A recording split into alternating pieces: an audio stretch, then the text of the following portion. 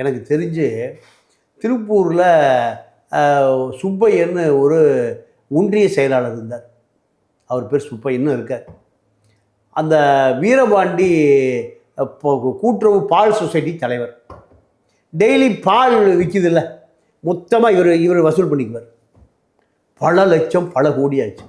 கடைசி அந்த அதிகாரி நடவடிக்கை எடுத்துட்டாங்க. செத்து போயிட்டான். தற்கொலை பண்ணி செத்து போயிட்டான். இந்த எப்படி ஆட்சின்னு பாருங்க.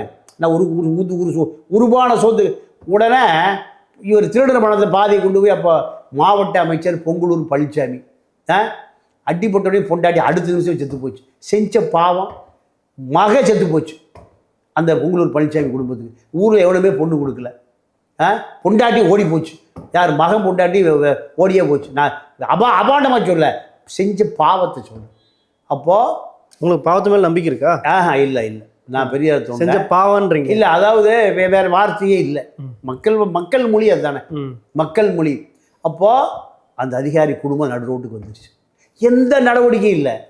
கலெக்டர் சொல்லி அதை கொஞ்சம் ஆஃப் பண்ணுங்கன்ட்டார். கலெக்டர் ஆஃப் பண்ணிட்டு, ஏன்னா அவருக்கு மாதம் கேட்காமே 1 கோடி போகுது. கலெக்டருக்கு 1 கோடி, எஸ்பிக்கு 50 லட்சம். எதில்? திராவிட ஆட்சியில்.